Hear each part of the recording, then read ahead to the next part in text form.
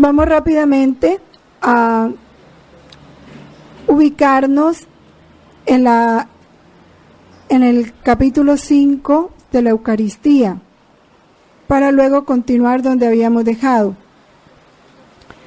Se hablaba de la Eucaristía como un sacrificio sacramental.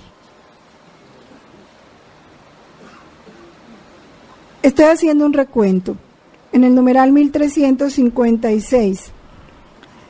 Y ese sacrificio sacramental es acción de gracias, es un memorial del sacrificio de Cristo, es memoria y es presencia.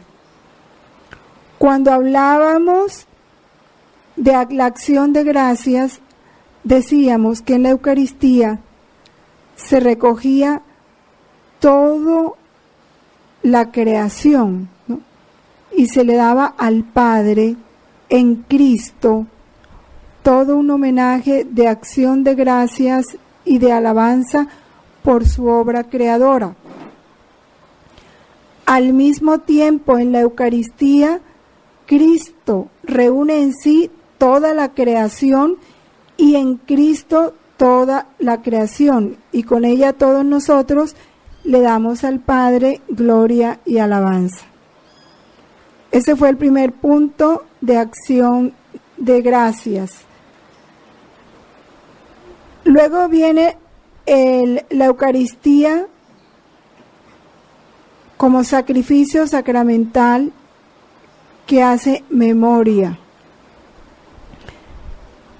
Pero decíamos que este hacer memoria no era solo un recuerdo, sino que efectivamente en el sacrificio eucarístico se hace presente el sacrificio de la cruz, el del Calvario, que Eucaristía y cruz eran inseparables.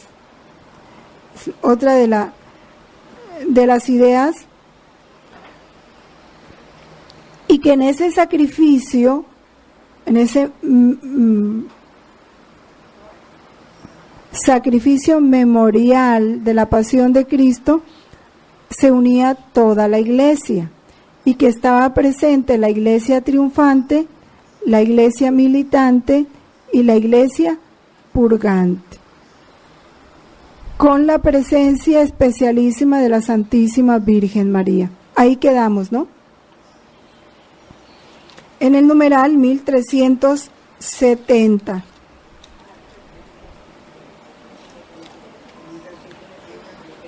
Ahora vamos a hablar de lo que corresponde a la tercera parte de este capítulo, que es la presencia. Esa presencia de Cristo en la Eucaristía por el poder del Espíritu Santo y por el poder de su palabra. 1373, para que se ubique. Cristo está presente, y ya lo veíamos desde que estudiamos las generalidades de la liturgia. Nosotros veíamos que en la liturgia Cristo está presente en todo, ¿no? Está presente en el celebrante, está presente en el que ora, está presente en el que canta, está presente en el que lee, está presente de muchas maneras, pero de una manera especialísima está presente bajo las especies eucarísticas.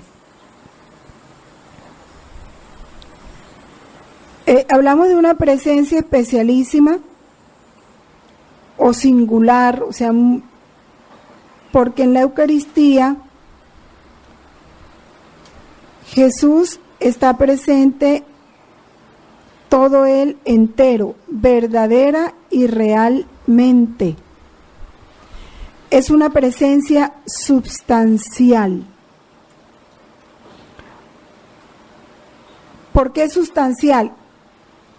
El sacerdote cuando celebra es Cristo, pero no es una presencia substancial, porque el cuerpo del sacerdote no se transforma en el cuerpo de Cristo, ¿sí? En el que habla, el que proclama la palabra, es Cristo el que proclama la palabra, pero no hay una presencia substancial en el que lee la palabra en la liturgia. Mientras que en la Eucaristía sí hay una presencia substancial, porque después de la consagración ya no es pan, es el cuerpo de Cristo. Así sepa pan y así se vea pan, no es pan. Y después de la consagración no es vino lo que tomamos, es la sangre de Cristo. Así sepa vino y así se vea vino. Eso es lo singular de la presencia de Cristo en la Eucaristía, diferente a las otras presencias. Por eso la Eucaristía está por encima de todos los sacramentos, porque en cada sacramento está Cristo.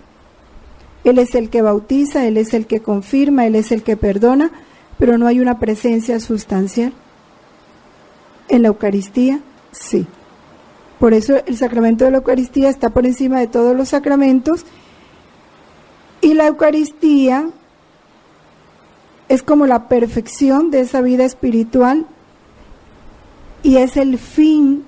Qué interesante esto, la Eucaristía es el fin hacia el que tienden todos los demás sacramentos.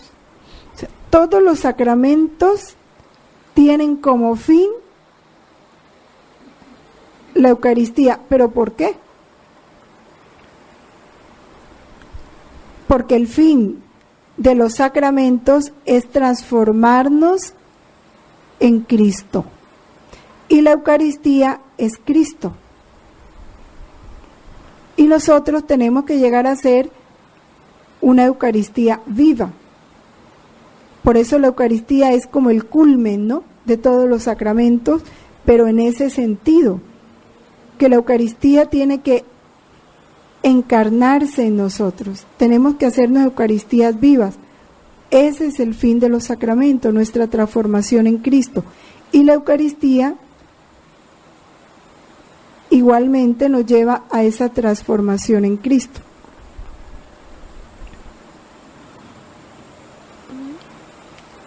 ¿Qué es lo que produce esta presencia substancial de Cristo en la Eucaristía? ¿Por qué Cristo se hace presente? Primero, la eficacia de su palabra.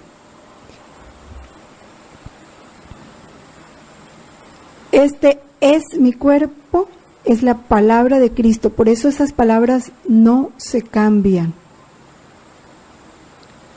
porque son sus mismas palabras, su palabra, la que tiene el poder de transformar esas especies en él mismo. Y la Iglesia cree, la fe de la Iglesia se afirma en la palabra de Cristo, que dijo: haced esto en memoria mía. Por eso, si el sacerdote cambia la fórmula, no se produce porque no es como Cristo dijo. Pero hay otro poder que produce esta presencia de Cristo en la Eucaristía, y es la acción del Espíritu Santo. Recuerden ese momento cuando el sacerdote, después del ofertorio, extiende las manos invocando, ¿sí?, la presencia del Espíritu Santo. ¿Recuerdan cómo se llama? Lo vimos en la clase pasada, la epíclesis, ¿sí? Ese momento en que se implora, se pide el poder del Espíritu Santo para que actúe sobre las especies y las transforme.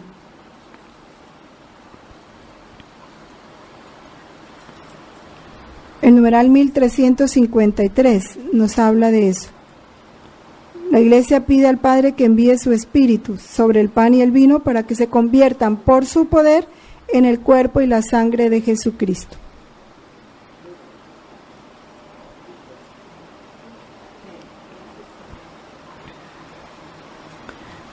Sobre esto, San Juan Crisóstomo nos dice: no es el hombre quien hace que las cosas ofrecidas se conviertan en cuerpo y sangre de Cristo, sino Cristo mismo, que fue crucificado por nosotros. El sacerdote, figura de Cristo, pronuncia estas palabras, pero su eficacia y su gracia provienen de Dios. Y esto es lo grande. Lo grande del orden sacerdotal. ¿Qué es lo que el poder que Dios pone en el hombre que elige para ser su ministro? Cada que él se disponga a realizar este sacramento, Dios comunica su poder a sus palabras. Y Dios hace eficaz esas palabras. Por eso es que si como los hay ahora, ¿no? Tantas sectas católicas que se llaman católicas, pero que no obedecen al Papa y tienen sus propios obispos y sus sacerdotes que no han sido ordenados por un legítimo obispo católico, pueden decir la misa, y los hay, tal cual como la hace cualquier sacerdote, pero no se produce la consagración, porque no tienen el orden sacerdotal proveniente de la sucesión apostólica. Ese sacerdote tiene que haber estado ordenado por un obispo que ha sido a su vez ordenado por un otro obispo delegado del Papa. Si no hay la sucesión apostólica, no se da el orden sacerdotal.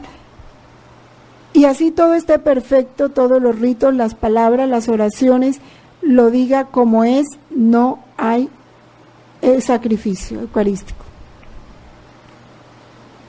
Porque está el poder de la palabra que Cristo comunica a quien tiene el orden sacerdotal. Y el poder del Espíritu Santo.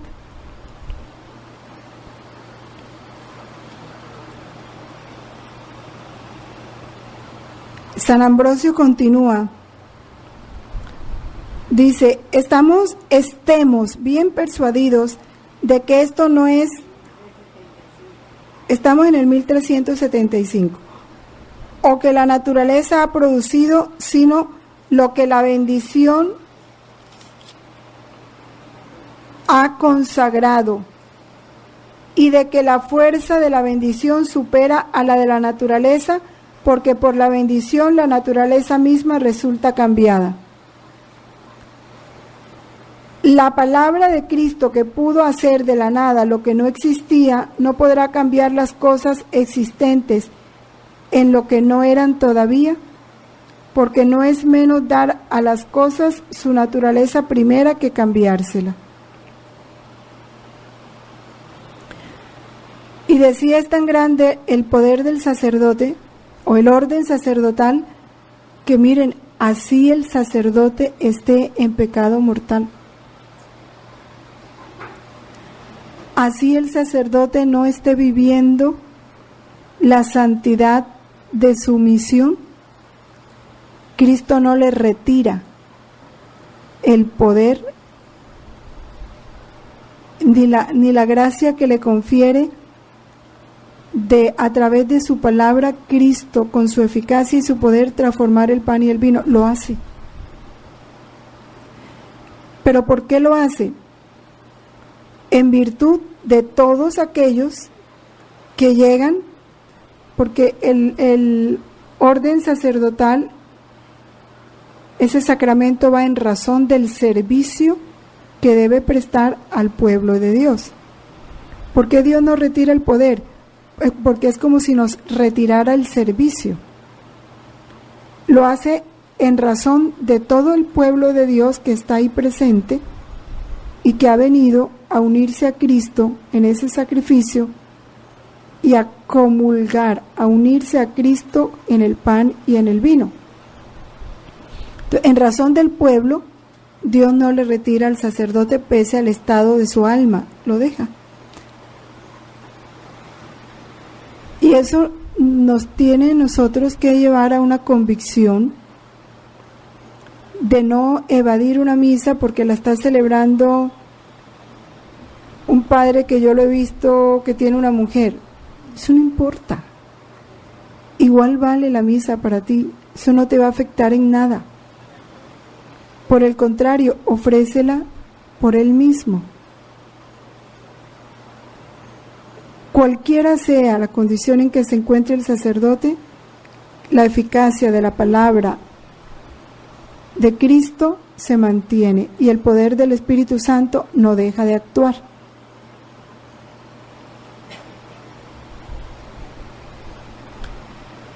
Sabemos que este acto de la conversión de la hostia en el cuerpo de Cristo y del vino en la sangre de Cristo se llama la transubstanciación.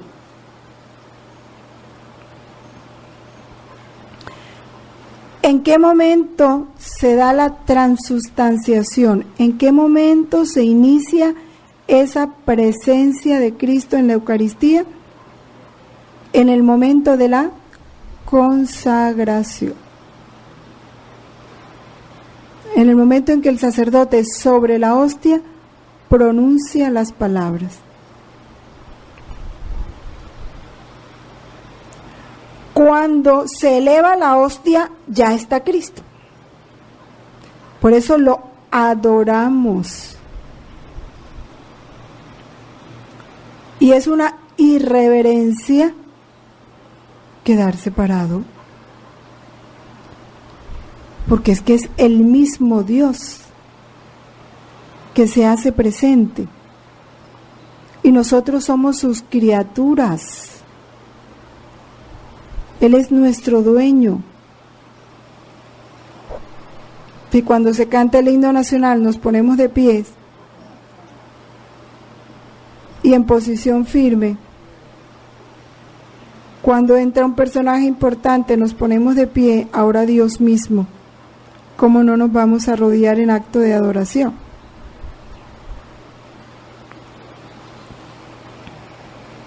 Y esa presencia se mantiene mientras subsistan las especies eucarísticas. Esa corriente nueva que está surgiendo en la iglesia de decir de que Cristo no está presente en la Eucaristía después de la misa es errada. No es conforme a la verdad. Cristo está presente en la Eucaristía mientras permanecen las especies. Igual en nuestro cuerpo cuando comulgamos. Cuando ya desaparecen las especies, desaparece la presencia real de Cristo.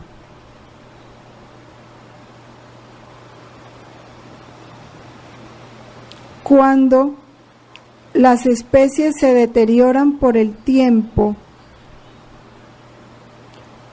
por eso no se deben dejar envejecer. Pero supongamos que por cualquier circunstancia un templo estuvo cerrado 5 meses y no se pudieron sacar las hostias. Cuando ya empieza a deteriorarse la especie, no está la presencia real. Desaparece la presencia real. ¿Sí? Se pueden diluir en agua y eso se echan. Sí. Cuando ya es mucho tiempo que ya están muy envejecidas.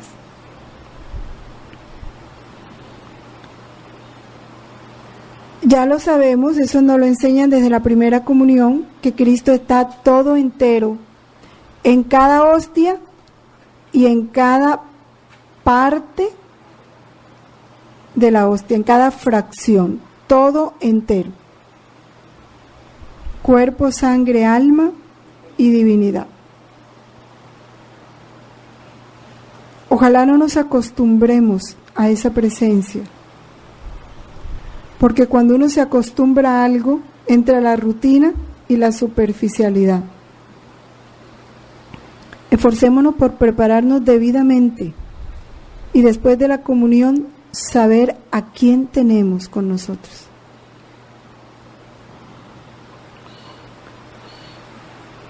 En el numeral 1378 se nos recuerdan cosas que ya sabemos, pero que es muy bueno tenerlas presentes y saber que ahí están.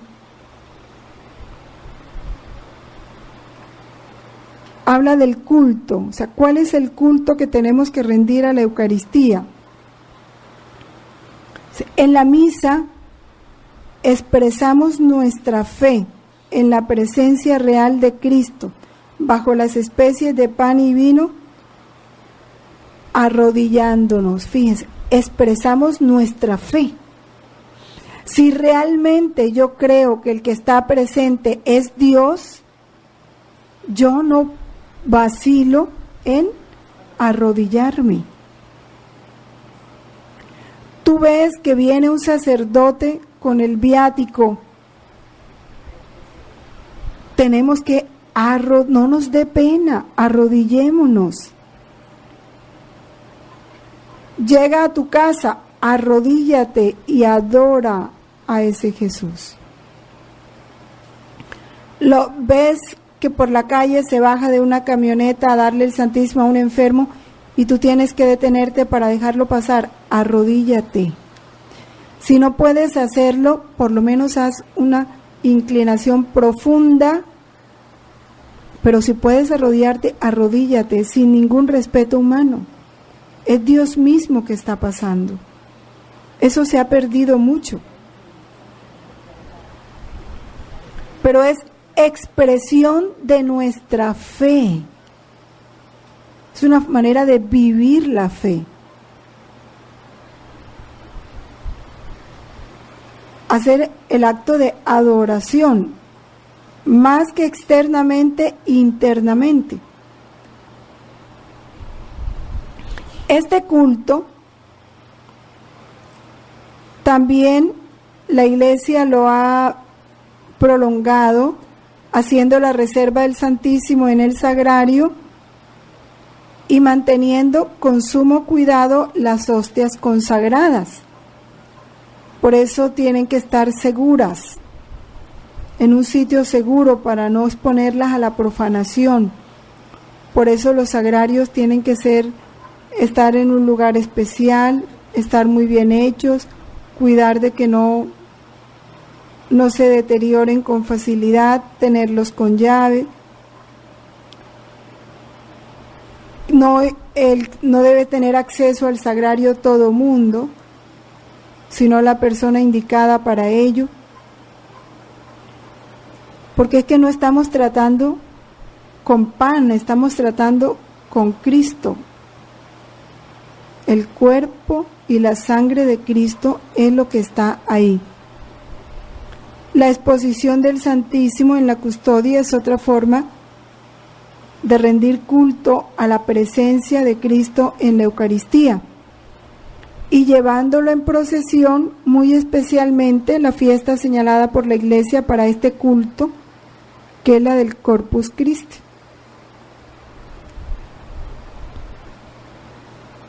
Yo diría que si van a quitar las procesiones, esa es la única que no debiera quitarse. y a la que tal vez todo el mundo debiera asistir. Yo no sé si ya la hacen o no la hacen, no. ¿Sí la hacen? A nivel de la diócesis, de la catedral a la iglesia del Carmen. Ah, no. No me he dado cuenta. Bueno. El sagrario, su destino es guardar dignamente la Eucaristía.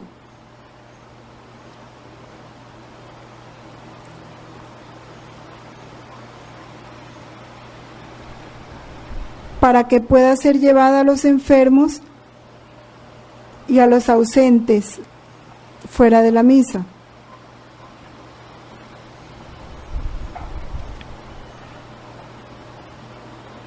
El sagrario debe estar colocado en un lugar particularmente digno de la iglesia.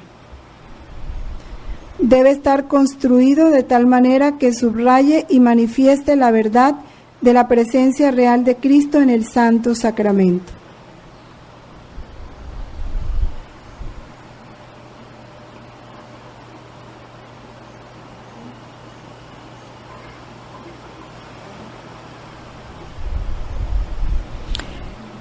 Y fíjense que el catecismo dice algo que es bien interesante para nosotros, por lo menos que lo tengamos en cuenta nosotros.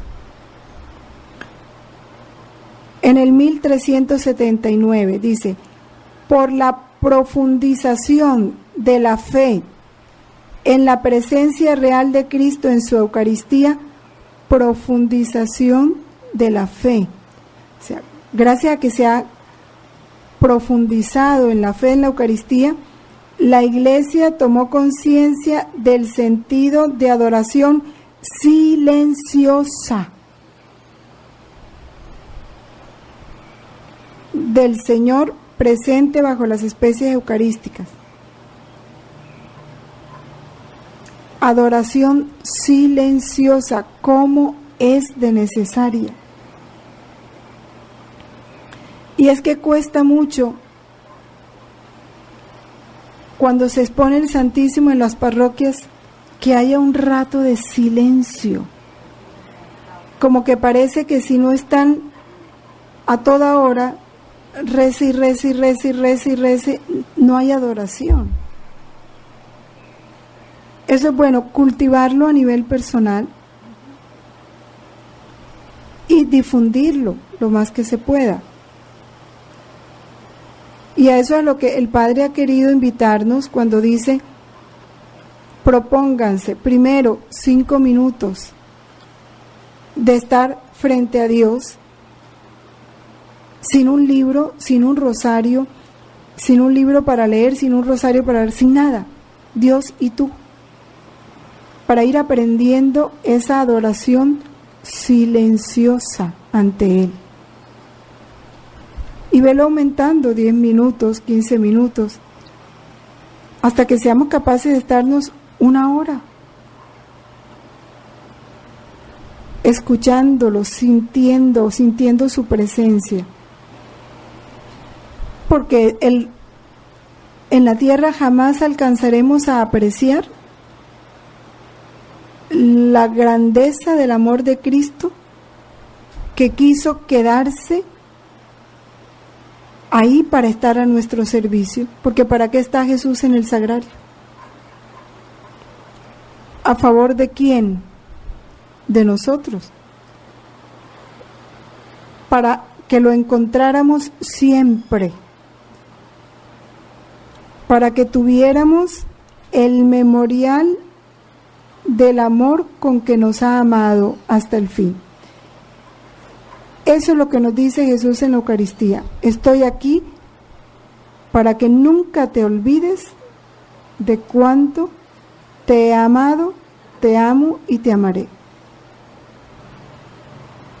Por eso no le importa los desprecios, las profanaciones, las indiferencias, las posposiciones. ¿Cuántas veces, estando Él en el templo, preferimos hablar con todo menos con Él? las irreverencias, tanto que sufre Jesús en la Eucaristía, y ahí está.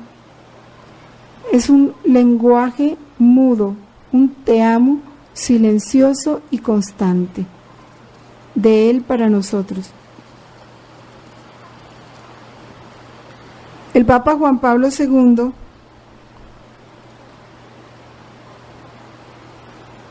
nos decía: la Iglesia y el mundo tienen una gran necesidad del culto eucarístico.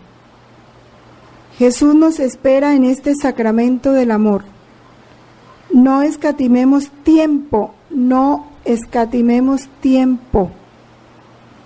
para ir a encontrarlo en la adoración, en la contemplación llena de fe y abierta a reparar las faltas graves y delitos del mundo. No cese nunca nuestra adoración.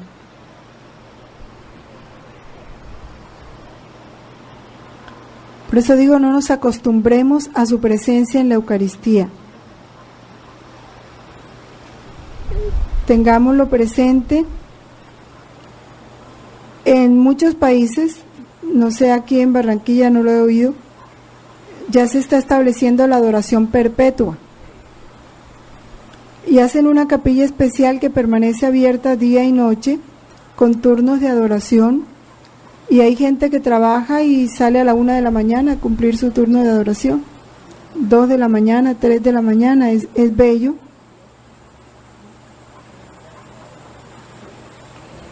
No escatiman tiempo. La presencia, repito, esa presencia solo se descubre por la fe. Nunca discutamos con nadie las cosas que son de fe. Tú no puedes obligar a nadie a que crea que Jesús está en la Eucaristía. Eso es cuestión de fe. ¿Cómo se lo pruebas?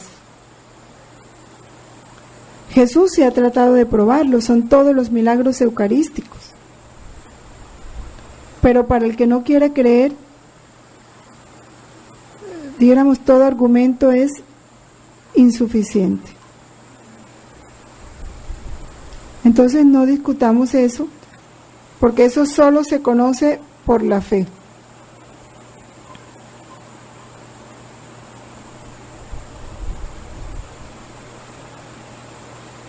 Santo Tomás, comentando el texto de San Lucas 22:19, que dice: esto es mi cuerpo que será entregado por vosotros, San Cirilo declara: no te preguntes si esto es verdad, sino acoge más bien con fe las palabras del Señor, porque Él, que es la verdad, no miente.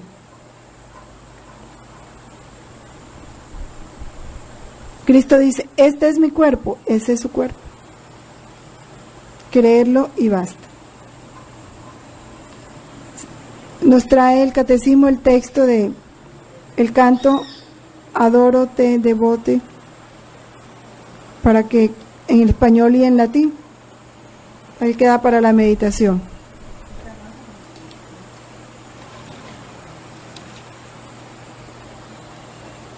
Hay otro aspecto de la Eucaristía diferente al del sacrificio. La Eucaristía es sacrificio, pero también es banquete. Estos dos sentidos de sacrificio y de banquete son inseparables.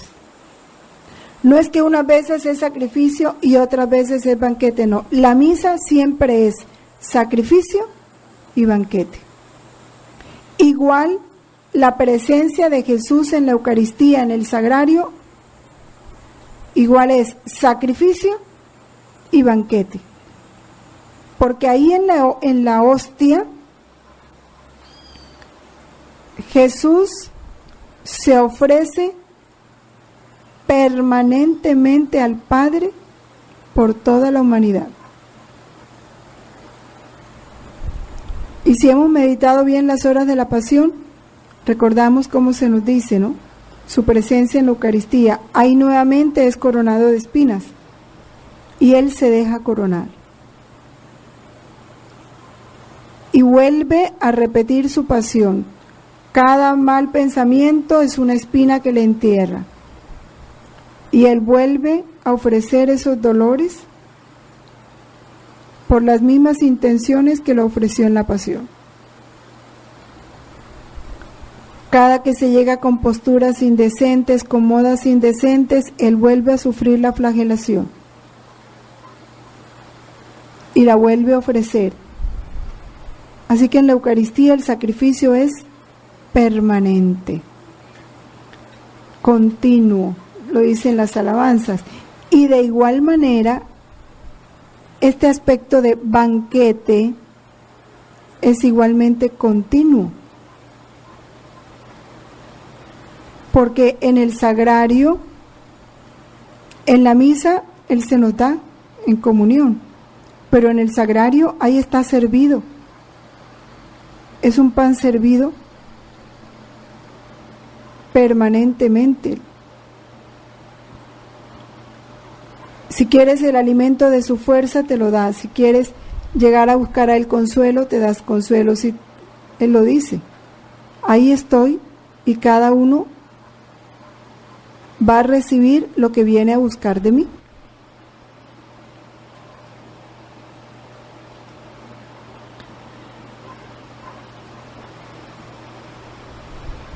El numeral 1382 nos explica muy bien estos dos aspectos, ¿no? Memorial sacrificial y el banquete sagrado.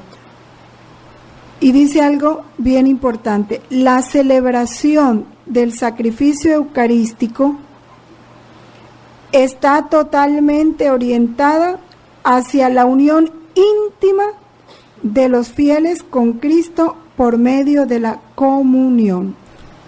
¿Para qué Cristo reproduce su sacrificio? ¿Para qué transforma el pan en su cuerpo y el vino en su sangre? Este es mi cuerpo que será entregado por vosotros. Esta es mi sangre que será derramada por vosotros. Para que lo comamos. Y quiere que lo comamos para establecer con nosotros una relación muy íntima, que nos volvamos inseparables de Él. Y ahora recordamos ese texto, no sé si lo tienen presente, que comentábamos en el retiro del volumen 8, creo que es el capítulo 50, donde habla de qué es lo que hace que la Eucaristía dé fruto en nosotros. ¿Lo recuerdan?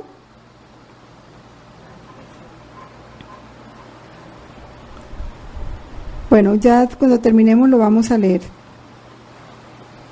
Si después que uno comulga y termina la misa, no continuamos esa unión con Él, esa intimidad con Él, esa inseparabilidad con Cristo, ese comulgar no produce fruto. Como que se evapora toda la gracia. ¿Ve? Vamos a ver si lo volvemos a leer para que lo tengamos presente. Porque la celebración del sacrificio eucarístico está totalmente orientada hacia la unión íntima de los fieles con Cristo por medio de la comunión.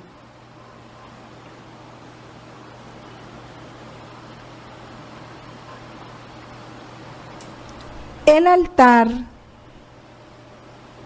hablando de estos dos aspectos, sacrificio y banquete, el altar representa los dos aspectos de ese mismo misterio. En la misa, el altar representa esa cruz donde se ofreció Cristo, y Cristo mismo. Y el altar también es la mesa de la cena. Por eso se le pone mantel. Igualmente el mantel significa, el mantel de la cena y la sábana con que se cubrió a Cristo. O sea, tiene los dos significados, sacrificio y banquete.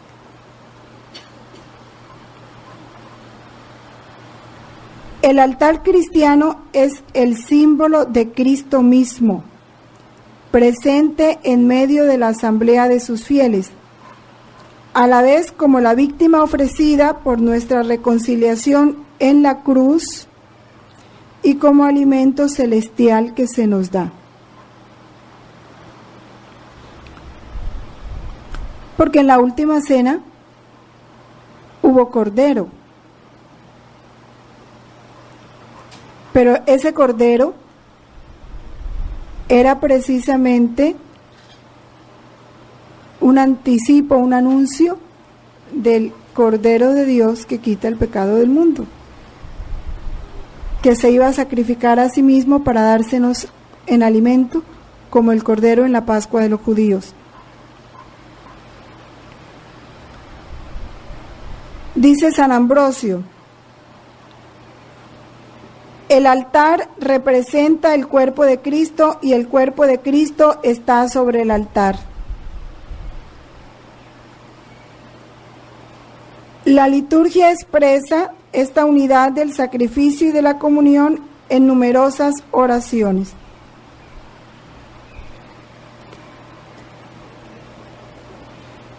Vamos a leer una de ellas, muy conocida porque la escuchamos siempre que participamos en la Eucaristía.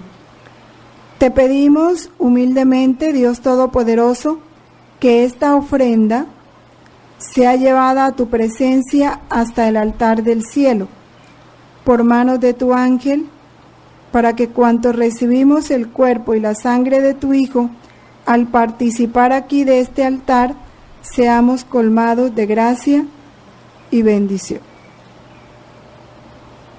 Entonces el altar es el mismo cuerpo de Cristo, lo representa. Y también representa allí donde se ofreció el cuerpo de Cristo.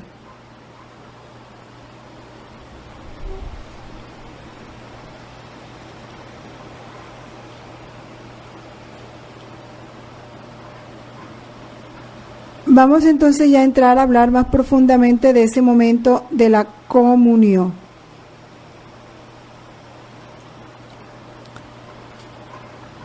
Numeral 1384.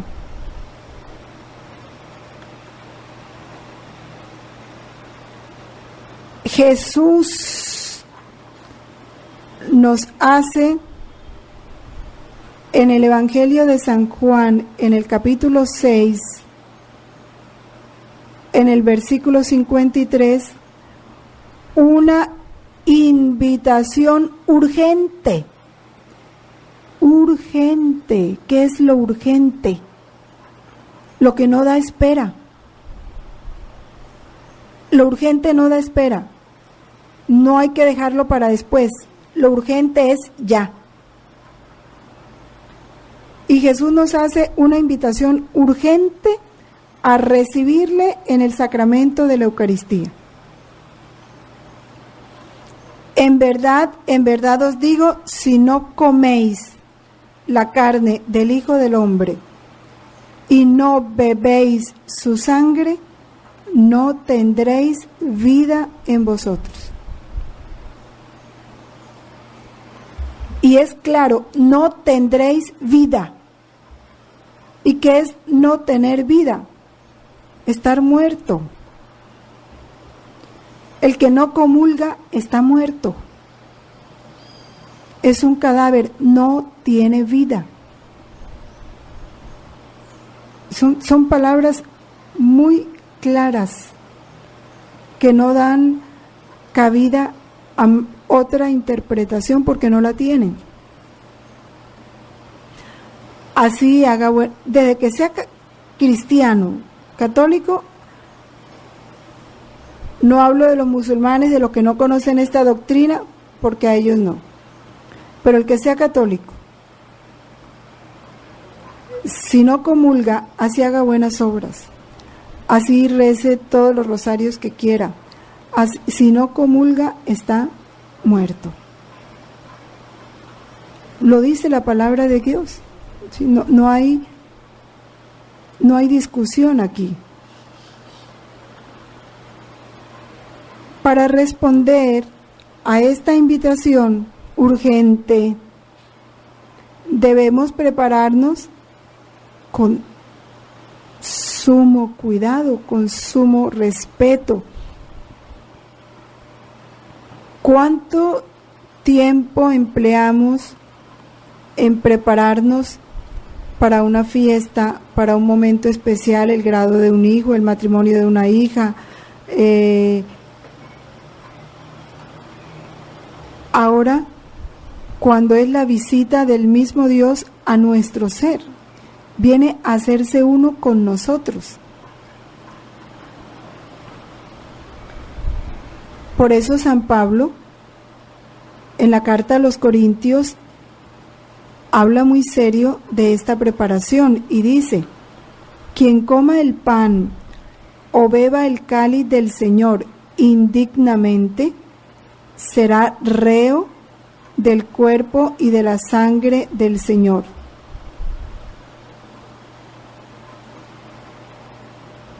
Examínese pues cada cual y coma entonces del pan y beba del cáliz.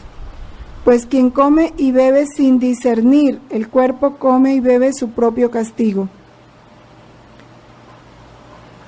En otra palabra dice: el que come el cuerpo y la sangre de Cristo indignamente, come y bebe su propia condenación. Quien tiene conciencia de estar en pecado grave, debe recibir el sacramento de la reconciliación antes de acercarse a comulgar. Y por eso es tan importante nosotros conocer los mandamientos, tener una conciencia bien formada, porque como hoy se ha perdido la conciencia de pecado y se hacen muchas cosas, lo hablaba por ejemplo el padre el domingo, y yo sí le decía, tiene muchísima razón. Alguna persona que tenga cargo público o que pertenezca a la política, y ahora que están con eso de la aprobación de la despenalización del aborto o cualquier otra cosa que va directamente contra la ley de Dios, ya el Papa dijo: todo católico que esté vinculado a la política y en su país se proponga alguna de estas leyes que contradicen la ley divina, tiene obligación de públicamente manifestar su oposición, públicamente, no es en secreto, no es solo en el Senado, no, es públicamente, que todo el mundo sepa que él está opuesto. Y si, pese a su oposición, la ley es aprobada, está obligado a realizar en su país acciones que contrarresten la acción de la ley. ¿Cómo hay personas que proponen eso y luego van a misa frescos y tranquilos a comulgar? No puede ser. ¡Qué escándalo! Porque algún sacerdote no le dio la comunión a un político que favorecía el aborto. Le hizo un bien. Por lo menos le hizo tomar conciencia de que no se comiera y se bebiera su propia condenación. No está haciendo nada grave. Y cuando un sacerdote tiene clara conciencia de que esa persona está en pecado grave, puede negarle la comunión. Si tiene plena conciencia, supongamos, él sabe que la persona, como ellos son cura de almas, médicos de almas, pues él puede. Ya otra cosa es si tiene duda, pero si tiene, puede negársela perfectamente. Y no incurre en ninguna falta, le está haciendo un bien. Y es que eso hoy se da mucho. Personas que propician matrimonios civiles de adulterio o de fornicación y luego van a comulgar así como si nada hubiera pasado. Por eso es que de todo se está dando por lo mismo, por la falta de conciencia. Se ha perdido la conciencia de pecado. ¿Pero por qué? Porque no se estudia el catecismo, no se conocen los mandamientos. ¿Qué se permite y qué se prohíbe? Para poder formar bien nuestra conciencia.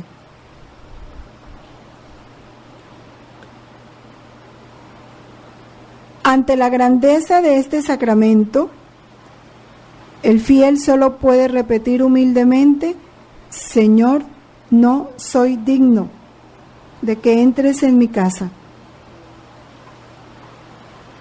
Y ese no soy digno es la pura verdad. Nunca, nunca, nunca seremos dignos. Y aquí entra entonces el por qué debemos comulgar en la voluntad de Dios, no con nuestra voluntad, sino entrar en la voluntad de Cristo para que Él mismo se comulgue en nosotros, porque es de la única manera que podemos realizar comuniones dignas de Él, que Él se reciba a sí mismo en nosotros, porque va a encontrarse toda su santidad, toda su belleza, toda su pureza, toda su inmensidad en nosotros. Nosotros desaparecemos en Él. Esa es la forma como Jesús nos ha enseñado a comulgar, a través de esta doctrina de su divina voluntad. Y es que nunca somos dignos. Entonces, si eso es realmente lo digno, pues hagámoslo.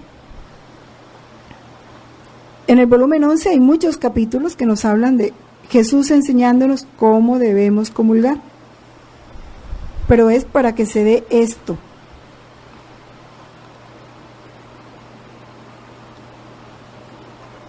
San Juan Crisóstomo, en la liturgia de San Juan Crisóstomo se ora así: hazme comulgar hoy en tu cena mística, oh Hijo de Dios, porque no diré el secreto a tus enemigos, ni te daré el beso de Judas, sino que como el buen ladrón te digo: acuérdate de mí, Señor, en tu reino.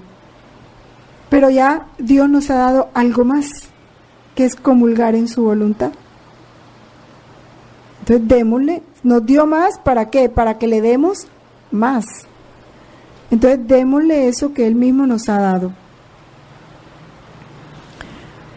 La preparación a la comunión se hace con el ayuno prescrito por la Iglesia.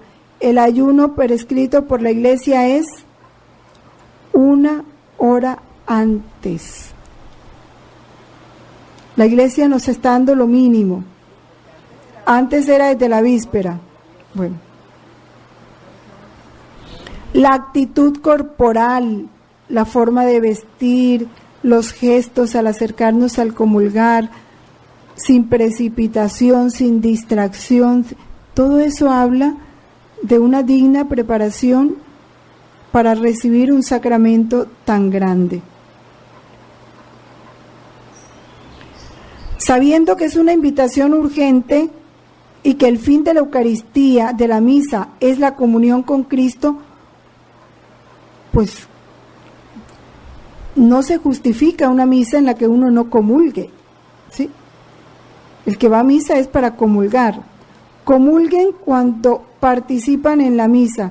Se recomienda especialmente la participación más perfecta en la misa. Esa es la participación más perfecta. La Iglesia permite que en el mismo día se pueda recibir la Eucaristía solo 2 veces, no más.